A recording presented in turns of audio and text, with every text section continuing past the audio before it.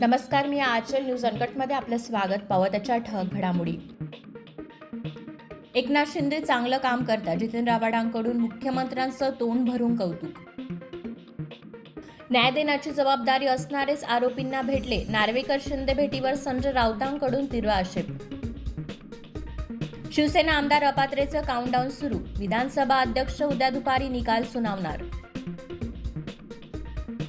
कोरोनाच्या नव्या व्हेरियंटचा झपाट्याने प्रसार. पुण्यात एकाच दिवशी 59 रुग्ण. पुढील 24 तासात मुसळधार पावसाची शक्यता. महाराष्ट्रासह अनेक राज्यांना अलर्ट जारी. नरेंद्र मोदी आणि UAE राष्ट्राध्यक्ष अहमदाबादमध्ये करणार रोड शो.